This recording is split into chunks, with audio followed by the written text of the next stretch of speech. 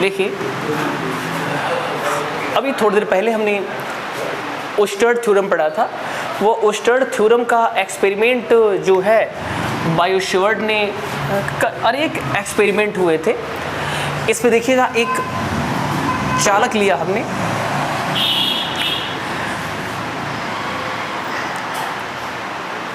इसमें हमने current flow करवा दिए। अब इसमें हम सूक्ष्म दूरी पर हम चुंबकीय क्षेत्र के बारे में गणना करेंगे। जैसे भी थोड़ी देर पहले पढ़ाया गया था कि चुंबकीय क्षेत्र क्या है, कि जब किसी चालक में विद्युत धारा प्रवाहित की जाती है, समझिए, एक हमारे पास कंडक्टर चालक है और इसमें हम करंट फ्लो कर रहे हैं, तो करंट फ्लो होने के बाद ही इसके चारों ओर चुंबकीय क्षेत्र स्थापित होता है। इसको एप्लीकेशन के अनुसार हम देखने वाले। मान लीजिए यह एक स्मॉल डिस्टेंस है, इसको हम डीएल बोल दिए। इससे आर दूरी पर एक बिंदु P स्थित है, इसको R बता देते हैं। यह बिंदु P है और इस पर हम क्रॉस और डॉट का सिंबल दिए हैं, बता दिए यहाँ की चुंबकीय क्षेत्र, चुंबकीय क्षेत्र को हम बी डेल्टा बी से दिखाएं, dB से दिखा दिए हैं। इसका डिस्टेंस R है और इसके बीच का एंगल अगर जो हम थीटा मान लें, तो अब हम एक फ्रांसीसी वैज्ञानिक बायोशेवर्ड ने इस अपने एप्लीकेशन को 1820 में लॉन्च किया था। किसी लघु अवयव के लंबाई पे सॉल्व किया था इन्होंने, उसकी लंबाई को इन्होंने डीएल यूज किया था। तो हम यह जो भी थ्योरम होगा यह ओस्टर्ड के थ्योरम पे ही आधारित है। इसको अगर जो हम यहाँ पे अप्लाई करें तो डिफिनीशन है, अभी थोड़ी देर पहले बताया था, कि जब किसी चालक में विद्युत धारा प्रवाहित की जाती है तो चालक के चारों ओर, यह पॉइंट देखिए जो डीबी हमने यूज किया हुआ है, यह आर्बिट्रेरी है, मनचाहा पॉइंट है। यह आगे की तरफ भी हो सकता है और वो पॉइंट पीछे की तरफ भी हो सकता है। इसका मतलब चारों ओर की बात हो रही है। तो यानी कि ओस्टर्ड थ्योरम के अनुसार जब किसी चालक में विद्युत धारा प्रवाहित की जाती है तो चालक के चारों ओर चुंबकीय क्षेत्र स्थापित होता है और इसका परिमाण निम्न कारकों पर निर्भर करता है। सबसे पहला कि जो चालक में उत्पन्न चुंबकीय क्षेत्र है dB, वह चालक में उत्पन्न चुंबकीय क्षेत्र, सबसे पहले आपने यहाँ करंट फ्लो करवाया था, इसलिए करंट के अनुक्रमानुपाती होगा। इसका मतलब जितना ही ज़्यादा यहाँ करंट फ्लो होता रहेगा, विद्युत धारा का मान जितना ही ज़्यादा होगा, चुंबकीय क्षेत्र का मान उतना ही ज़्यादा होगा।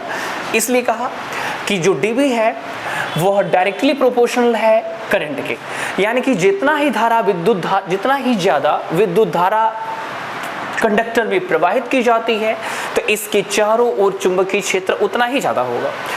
तो इनका फर्स्ट पॉइंट था कि चालक में उत्पन्न चुंबकीय क्षेत्र प्रवाहित होने वाली विद्युत धारा के समानुपाती होता है। दूसरा पॉइंट था चालक में उत्पन्न चुंबकीय क्षेत्र सीधे या चालक की लंबाई पर भी डिपेंड करता है। तो चालक की लंबाई हमने थोड़ा यूज किया है यहाँ पे, देखिए जो कि जैसा कि फिगर में दिख रहा है, इस लघु अवयव की लंबाई को हम देख रहे हैं। बाद में इसका इंटीग्रेट कर देंगे, पूरे लेंथ का निकल जाएगा। पहले हम सूक्ष्म दूरी की बात कर रहे हैं। तो चालक में उत्पन्न चुंबकीय क्षेत्र, दूसरा पॉइंट है चालक में उत्पन्न चुंबकीय क्षेत्र इस चालक के लघु अवयव के लंबाई के समानुपाती होता है। इनका रूल नंबर 2 था। इसके पश्चात रूल नंबर 3, एक चीज़ और बता दें, यहाँ पे देखिए ए एक्स एक्सिस की बात हो रही है, यह वाई एक्सिस की बात हो रही है। देखिएगा ये जो चुंबकीय क्षेत्र है इस वायर के साथ कोई एंगल जनरेट कर रहा है, वह एंगल ऊर्ध्वाधर दिशा में है, इसलिए हम इसको बता रहे हैं। कहे कि चालक में उत्पन्न चुंबकीय क्षेत्र dB और ऊर्ध्वाधर तल जो है वो साइन थीटा के समानुपाती होता है। तो थर्ड पॉइंट ये हो जाएगा कि चालक में उत्पन्न चुंबकीय क्षेत्र साइन थीटा के समानुपाती होता है। और एक फोर्थ था चालक में उत्पन्न चुंबकीय क्षेत्र, जो चुंबकीय क्षेत्र के बीच का आप डिस्टेंस देख रहे हैं, यह डिस्टेंस तो r है, r का स्क्वायर करेंगे और फिर इसको हम व्युत्क्रम कर देंगे, पलट देंगे। तो पॉइंट नंबर 4 था चालक में उत्पन्न चुंबकीय क्षेत्र इसकी बीच की दूरी के वर्ग के व्युत्क्रमानुपाती होता है। मतलब यह इनवर्सली प्रोपोर्शनल के बारे में बात हो रही है। तो यहाँ पे 4 पॉइंट है। पहला पॉइंट समझिए, बायो-सेवर्ट का नियम चुंबकीय ओस्टर्ड थ्योरम के अनुसार बता रहा है। यह डिफिनेशन एक फ्रांसीसी वैज्ञानिक बायो-सेवर्ट ने अपने एप्लीकेशन को 1820 में जो अनुप्रयोग किया था। क्या कहा इन्होंने कि जब किसी चालक में विद्युत धारा प्रवाहित की जाती है तो चालक के चारों ओर चुंबकीय क्षेत्र स्थापित होता है और यह निम्न कारकों पर निर्भर करता है। सबसे पहला पॉइंट, आप जब तक करंट फ्लो नहीं करेंगे तब तक मैग्नेटिक फील्ड के बारे में कल्पना करना ही बेकार है, कल्पना कर ही नहीं सकते हैं। इसलिए करंट फ्लो कर रहा है तो सबसे पहले चुंबकीय क्षेत्र करंट पे ही डिपेंड करते हैं। तो पहला पॉइंट। और हाँ, जितना ही ज़्यादा करंट यहाँ से फ्लो होगा तो चालक के चारों ओर चुंबकीय क्षेत्र का मान भी उतना ही ज़्यादा होगा। तो पॉइंट फर्स्ट, चालक में उत्पन्न चुंबकीय क्षेत्र प्रवाहित होने वाली धारा I के समानुपाती होता है। Equation first. इसके पश्चात चालक की लंबाई भी डिपेंड होती है। चालक की लंबाई जितनी अधिक होगी या कम होगी वो डिपेंड करेगा चुंबकीय क्षेत्र उस पर भी। तो पॉइंट नंबर 2, चालक में उत्पन्न चुंबकीय क्षेत्र इसके लघु अवयव को हम मान लिए हैं। लघु अवयव मतलब छोटे खंड की बात कर रहे हैं और छोटे खंड की बात की जो छोटा खंड है उसकी लंबाई को हम dl से डिनोट किए हैं। इसलिए पॉइंट बना यहाँ पे, चालक में उत्पन्न चुंबकीय क्षेत्र चालक के या लघु अवयव की लंबाई के समानुपाती होता है। रूल नंबर 2 था। इसके पश्चात इसके बीच जो कोण बन रहा है स्पर्शज्या की बात हो रही है, ज्या की बात हो रही है। तो चालक में उत्पन्न चुंबकीय क्षेत्र साइन थीटा के समानुपाती होता है।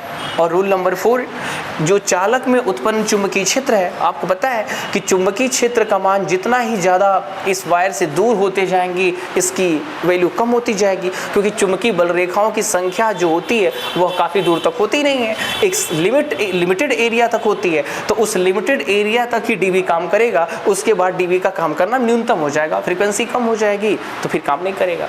तो पॉइंट बताया कि जो चालक में उत्पन्न चुंबकीय क्षेत्र होता है इसके दूरी के वर्ग के, जो ये डिस्टेंस हमने r लिखा हुआ है, इसका स्क्वायर किया और फिर इसका व्युत्क्रम किया, पलट दिया। तो चालक में उत्पन्न चुंबकीय क्षेत्र इनके बीच की दूरी के वर्ग के व्युत्क्रमानुपाती होता है।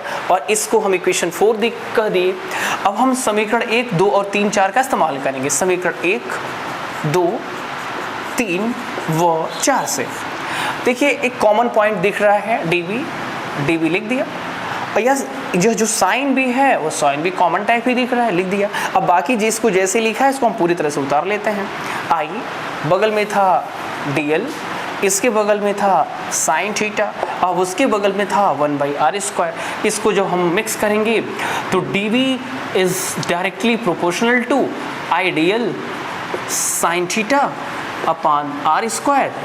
यह जो फार्मूला दिख रहा है आपको, यह मैग्नेटिक फील्ड का फार्मूला है। और एक बात आप जानते हैं कि जब यह साइन हटता है तो यहाँ पे कांस्टेंट आता है, इधर देखिए एक कांस्टेंट आता है। अब फिलहाल इसको देखिए, हमें हमारे इक्वेशन 1 यहाँ छोटे छोटे वर्ड्स में लिख दिया जाता है 2/3 और यह 4th। देखिए dV जब इक्वल टू में चेंज करेंगे तो यहाँ पे परमेबिलिटी आती है। परमेबिलिटी कांस्टेंट है, वो चुंबकशीलता कहते हैं और यह एक कैलकुलेटेड वैल्यू है। यह परमेबिलिटी को म्यू नॉट से दिखाया गया। यह एक कैलकुलेटेड वैल्यू है जिसे म्यू नॉट अपॉन 4π, यह 4π तो ऑलरेडी कांस्टेंट टर्म है और म्यू नॉट को चुंबकशीलता कहते हैं। और इसकी वैल्यू जो होती है म्यू नॉट अपॉन 4π की वैल्यू 10⁻⁻7 के इक्वल होती है। अभी यूनिट बता दिया जाएगा। फिलहाल बाकी जितने टर्म्स हैं इसको यहाँ पे उतार लिया जाए। I dl sine theta upon r square. यही जो मेन फार्मूला है वो बायो-सेवर्ट का मेन फार्मूला है। इसका मतलब है इन जो चारों इक्वेशनों को आपस में मिक्स किया गया तो dv इक्वल टू हमें मिला mu naught upon 4 pi into I dl sine theta upon r square, और चुंबकीय क्षेत्र का मात्रक आपको टेस्ला पढ़ाया गया है। यह जो फॉर्म है इस सिंपल फॉर्म है।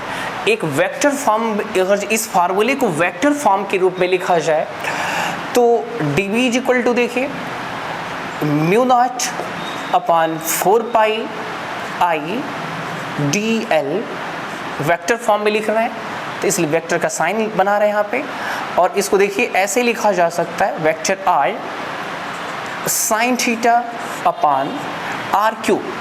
देखिएगा यहाँ पे यह इसका वेक्टर फॉर्म का फार्मूला है, और यही फार्मूला आपका बायो-सेवर्ट का नियम है। तो बायो-सेवर्ट के नियम के लिए बहुत आसान डेफिनेशन है कि जब किसी चालक में विद्युत धारा प्रवाहित की जाती है तो चालक के चारों ओर चुंबकीय क्षेत्र स्थापित होता है, और यह चुंबकीय क्षेत्र जो है वह निम्न कारकों पर निर्भर करता है। वह कारक आपके पास निम्न है। पहला पॉइंट, चालक में उत्पन्न चुंबकीय क्षेत्र चालक में प्रवाहित होने वाली धारा के समानुपाती होता है, इक्वेशन नंबर 1। दूसरा पॉइंट, चालक में उत्पन्न चुंबकीय क्षेत्र, ये जो लघुखंड था और सूक्ष्म छोटे भाग की बात कर रहे हैं, इसकी लंबाई जितनी होगी उस लंबाई को यहाँ पे यूज कर लिया जाएगा। तो चालक में उत्पन्न चुंबकीय क्षेत्र चालक के लघु अवयव के लंबाई के समानुपाती होता है, इक्वेशन 2। तीसरा, चालक में उत्पन्न चुंबकीय क्षेत्र, इसके जो वायर और यहाँ पे चुंबकीय क्षेत्र के बीच का जो एंगल है उस एंगल के समानुपाती होता है, यानी कि चालक में उत्पन्न चुंबकीय क्षेत्र साइन थीटा के समानुपाती होता है। और चौथा लास्ट पॉइंट, चालक में उत्पन्न चुंबकीय क्षेत्र इनकी बीच की दूरी के वर्ग के व्युत्क्रमानुपाती होता है। इक्वेशन 4 लिया और इन सभी इक्वेशनों को आपस में मिक्स कर दिया जाएगा तो ऐसा कुछ फॉर्म प्राप्त होगा। और बताया था कि जब यह साइन हटता है तो एक कांस्टेंट आता है, वह कांस्टेंट म्यू नॉट अपॉन 4 पाई है, और यह म्यू नॉट को परमिबिलिटी बोलते हैं। परमिबिलिटी मतलब चुंबकशीलता, और यह 4 पाई कांस्टेंट है। इसका फार्मूला बायो-सेवर्ट के रूप में यह फार्मूला लॉन्च है, dv is equal to mu naught upon 4 pi I dl sine theta upon r square. और म्यू नॉट अपॉन 4 पाई जो होता है यह एक कैलकुलेटेड वैल्यू है, और इसकी वैल्यू 10 टू द पावर -7 के बराबर होता है। और इसको अगर जो हम चाहें तो इसमें यहाँ यूज करके कैलकुलेशन जो न्यूमेरिकल क्वेश्चन सॉल्व किया जाएगा तो इसका यहाँ यूज करके सॉल्व कर लेंगे। और इसी इक्वेशन का वेक्टर फॉर्म का जो फार्मूला है तो dv is equal to mu naught upon 4 pi I dl के ऊपर वेक्टर लगाया और वेक्टर r साइन थीटा, और समझिए यहाँ r स्क्वायर लिखा था तो इसको हम चेंज करेंगे, फार्मूले में यूज करेंगे तो यह r से एक r कटेगा, फिर फार्मूला वही लॉन्च हो जाएगा। ये हमारा बायो-सेवर्ट का नियम था।